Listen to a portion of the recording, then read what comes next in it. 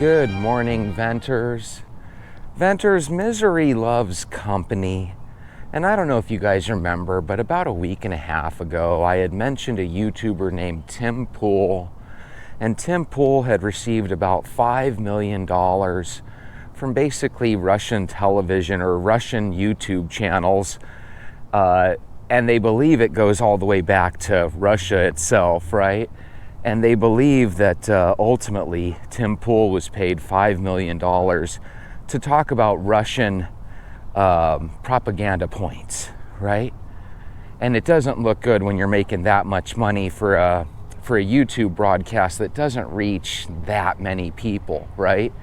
To make $5 million a year is just incredible. And to do it from Russian money looks really scandalous, whether Tim Pool knew what he was doing or not. There's always that chance he didn't know, right? But here's the misery loves company part.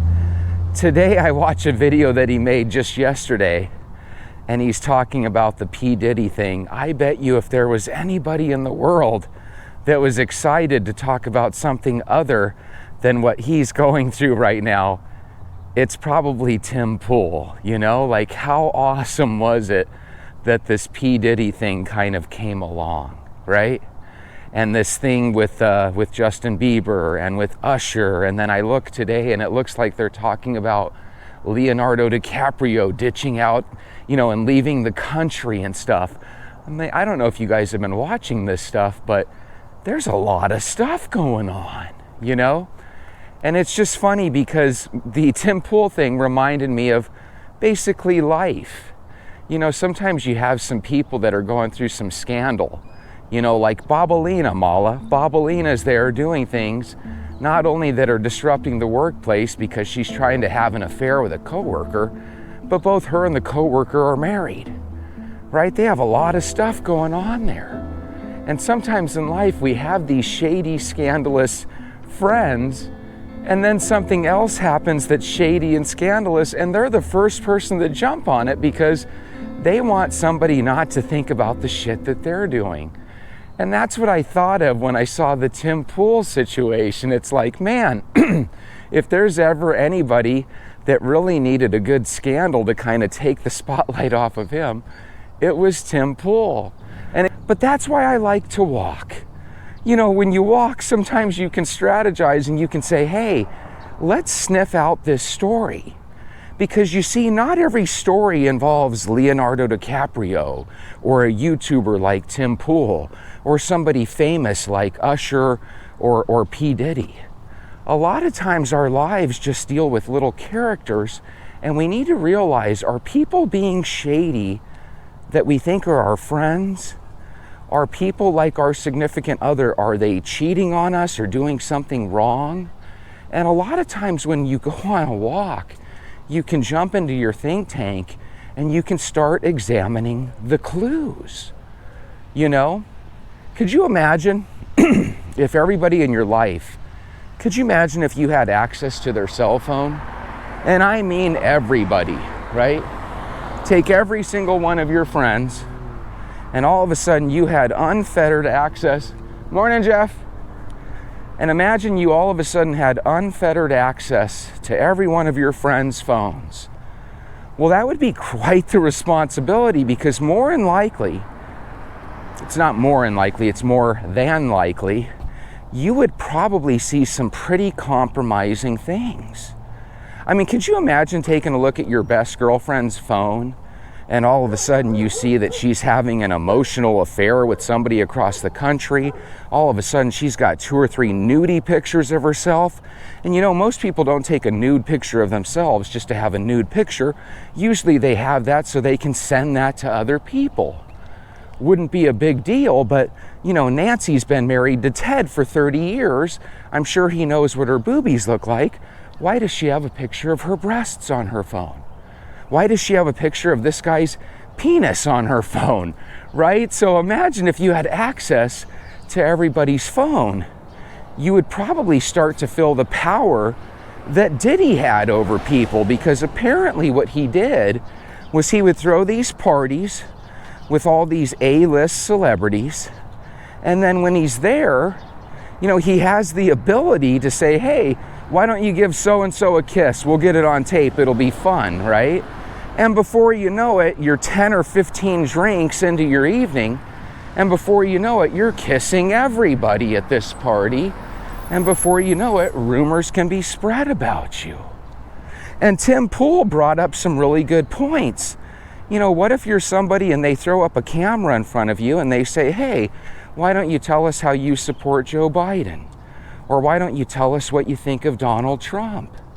And what if you're one of these A-listers that really doesn't want to split up your fan base by letting them know what side of the political aisle you sit on or you're on, and then all of a sudden you're forced to, because, well, if you don't really talk about these points, or these points, look at these compromising pictures and videos I have of you doing drugs and cheating on your significant other. That is some pretty crazy, messed up things. And I just wonder how many times these compromising situations arise, not in Hollywood, not in political party circles. How many times do they happen in our personal circles and we just don't know about it? You know, it used to be that you would have to catch somebody in the act. One of your buddies would go to a club and they would see, maybe your girlfriend or your boyfriend there at the club dancing with people of the opposite sex or whatever the case might be. And maybe they took a picture of them, or maybe all they had was their word versus your spouse's word. Those things happen. And I'd be willing to bet all of us have some really interesting, shady-ass stories about people in our past. You know, those are interesting things. Now imagine if all those shady stories happened because one person kept throwing consistent parties and catching your friends and family in compromising positions. And then you hear these rumors that maybe Diddy is actually one of the feds himself. You know, maybe the feds like to catch famous people in compromising positions because then maybe they can leverage that compromising into, hey, you're going to support this candidate. Because it is really weird, isn't it? How all of Hollywood almost always falls on one side of the political aisle. You know, the best way to learn in life, I find, is by somebody that challenges you, somebody that thinks differently than you. And I have always found it really weird that it seems like predominantly when it comes to Hollywood, the only people that are conservative, if you think about it, are the people that are no longer in Hollywood. They're the fringe actors, right, that are considered weird or old or past their prime. It's almost like in order to be a fresh face in Hollywood and somebody that's consistently in Hollywood, it's almost like they're forced to be on one side of the political aisle. Well, you hear a lot about equality and things that are going right or wrong in this country, right? And there's a lot that is going wrong in this country, a lot that people can complain about.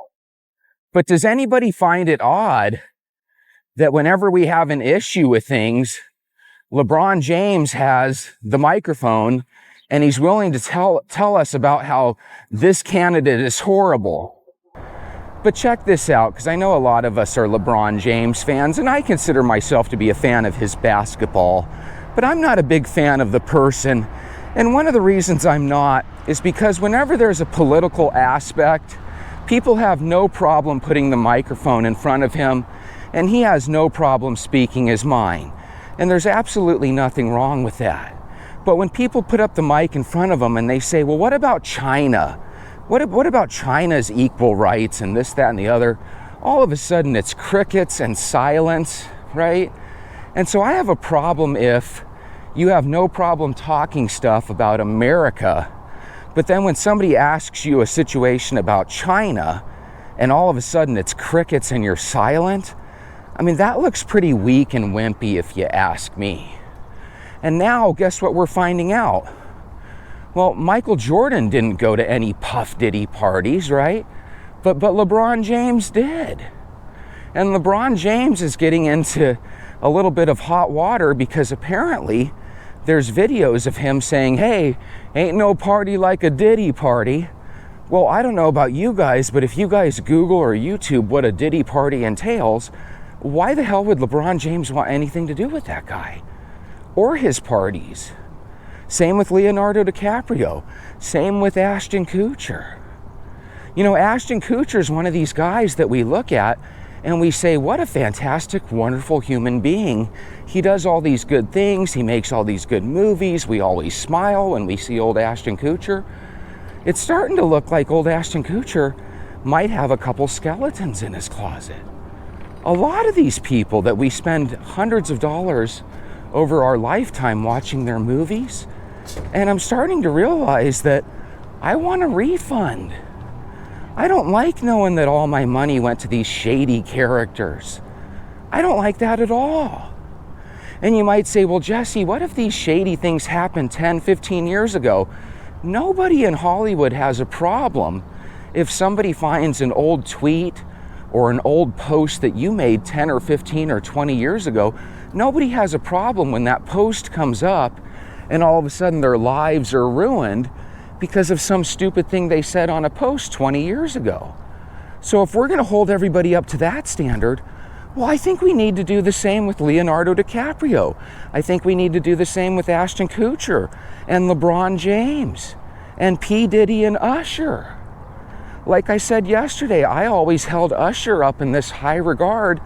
Now I look at him no different than a weird, perverted pimp. And it's proven that they all keep each other's secrets.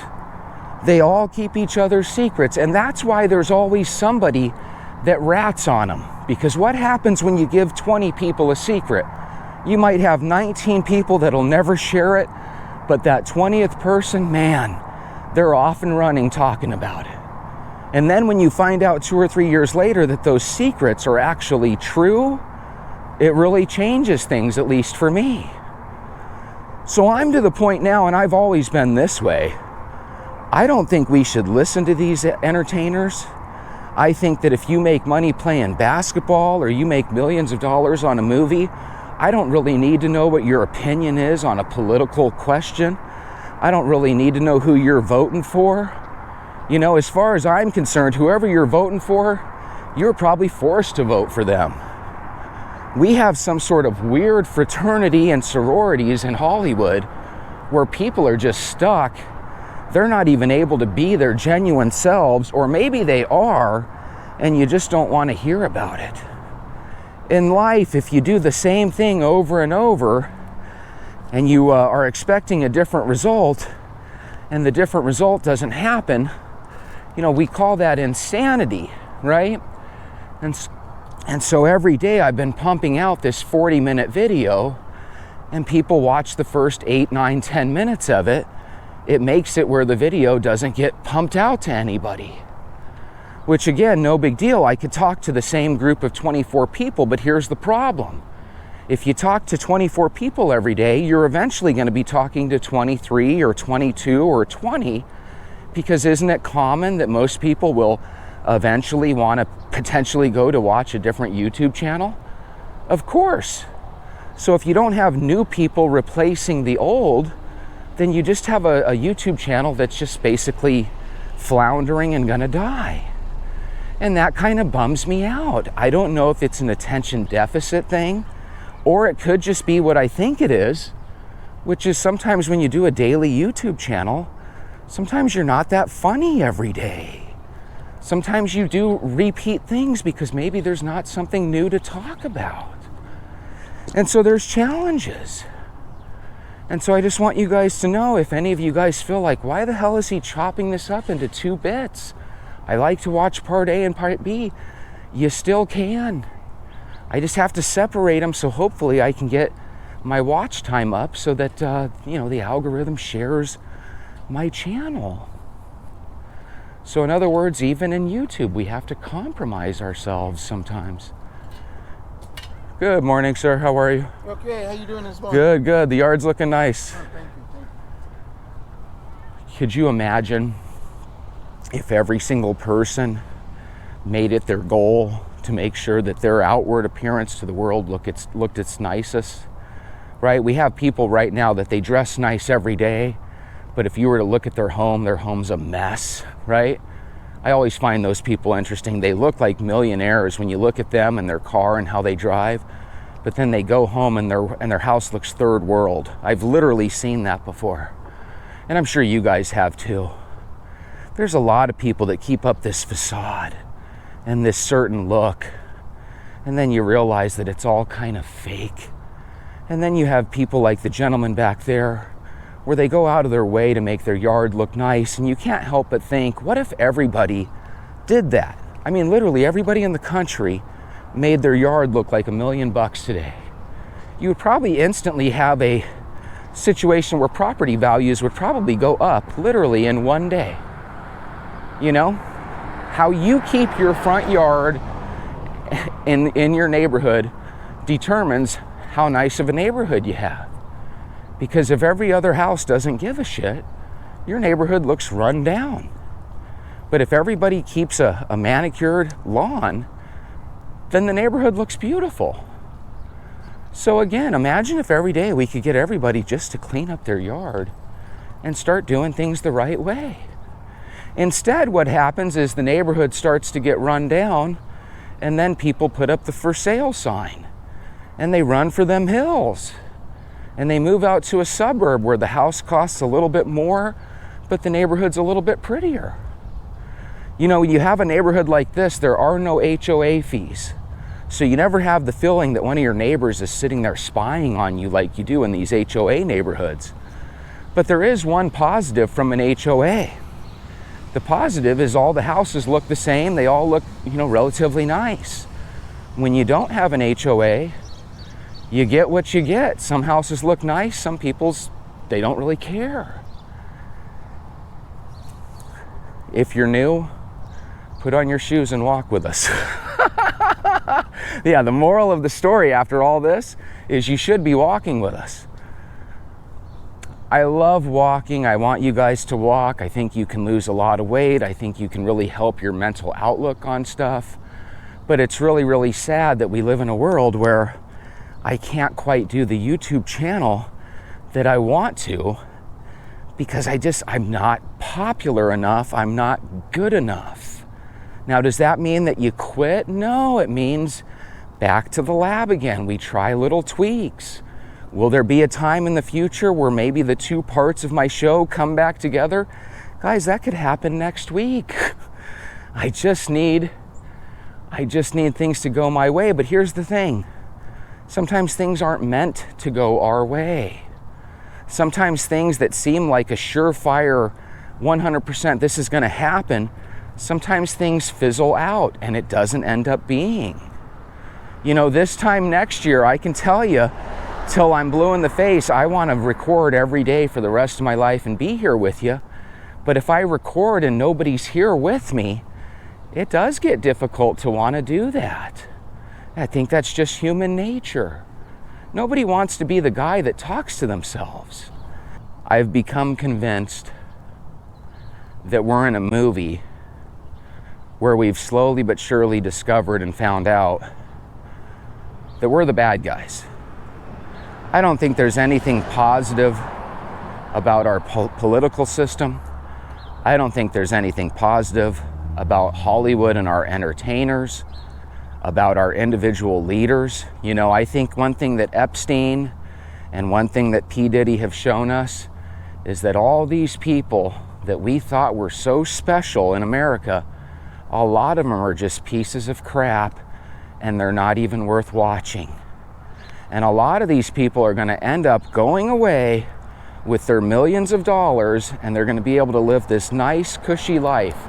The person that this reminds me of is Matt Lauer.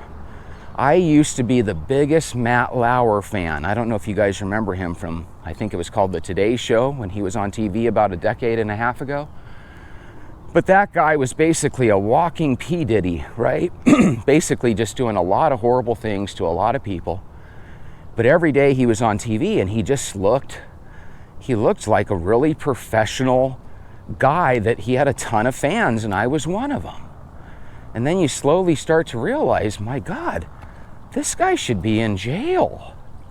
Yet where is Matt Lauer today? He's somewhere quiet, staying out of the limelight, probably still has thousands of dollars worth of top quality wine, probably still has brand new Teslas and Mercedes. He's probably living the life of a lottery winner when he too should probably be in jail.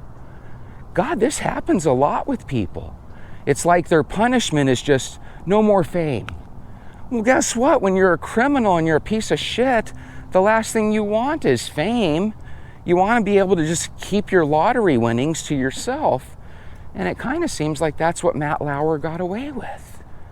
See, this is one of those vents because if you and I do bad shit, we don't get second chances. It ruins our life. Can you imagine trying to apply for a job if you've got felonies and stuff? Especially, when you're harassing people in certain ways, you would never get hired again. Well, who cares if you're worth 25 million bucks, right? So again, a lot of times these people get a fine, a slap on the wrist, maybe they have to pay millions of dollars worth of lawyer fees, but there's always a lawyer that gets them out, and there's always a judge that signs the, not guilty form or whatever. And it just seems really, really frustrating to me. Guys, you won't believe it. A miracle happened today. Governor Newsome actually did something that was good. He signed Assembly Bill 3216, known as the Phone Free School Act, and it's going to make it where by January of 2026, schools are going to greatly limit the ability for students to have their cell phones out. There are a couple limitations with that. They can have it out during emergency situations, and their teacher can also permit them to have it out, which leads me to believe we could end up having some students intimidating teachers or even parents intimidating teachers. But the reason it's so important, in my opinion, that California does this is because California usually is a trendsetter for a lot of other states. And if we can get to the point where by 2030, we get these cell phones out of the classroom, then maybe we can start getting to some normalcy shortly thereafter. In case you're wondering, Florida was the first state to enact such legislature, and that happened in July of 2023. Since then, some additional states have followed suit. And those states are Indiana, Ohio, South Carolina, and Louisiana. So right now, we're going to have a half dozen states basically that start this. But guys, all the other states will probably soon follow. And just to be fair, school districts are allowed, even now, in many cases, to limit the ability for students to use cell phones. But here's the question I have for you. If they've already got this darn ability, then how cruel are the school districts that they're not helping their teachers out by setting limits? And if you're a cell phone carrier or whatever, Sprint and Verizon and all these companies are, you should ideally be able to limit it where kids can only make emergency calls anyway. And why aren't we doing this? This seems like a well duh moment. But either way, I'm extremely happy. Guys, this is good news. Sometimes California does some things that make absolutely no sense. I think we can all agree the only goofy thing about this rule is why are they waiting till July 1st of 2026 to make it go into effect? Make it happen right now, January 1st of 2025. But this is the most important news story of the day, because if you think about it, this is going to get things back to normal. Kids have been out of control, and it's nobody but our own fault. I never knew that a couple states did this recently. I'm sure it's been on the news. I just missed it. But here's the good thing. I found out now. Now you guys know. We need to get all states to adopt this. We need to get kids to the point where they're no longer running the classroom. That way we can get control back and teachers can start to feel respected again. If you are a school district out there and you have the ability to clamp down on cell phones now and you haven't, what are you waiting for? And by the way, these badges that teachers can push a button and it sends an emergency alarm to police stations and medics, man, we need to get those on every teacher in the country. So I think these are moves that we can all agree are really going to do some good. So what's even more important than all of that? Because I think we can all agree that's super important. But what's a little bit more important for you and me is that we're out doing extra credit walks. You know, one of the reasons that people that walk don't necessarily have that much success is because they think they have to limit themselves to a 30-minute walk. Walk all the time. Get used to being that person that says, you know what, I don't need the bicycle, I don't need the car, I don't want to sit down and watch TV, I want to go out and go for a walk. It's funny how we always find 3 or 4 hours a day to sit down and watch YouTube videos or to sit down and watch TV. Why are we so loyal to these things that are slowly making us wither away? Get out of your house, get walking, rejoice because you're actually walking to a destination, and that destination is a new you. We got this. So remember, this is a walking channel. We just like to talk about other things other than just walking. You know why? Because it makes walking more fun.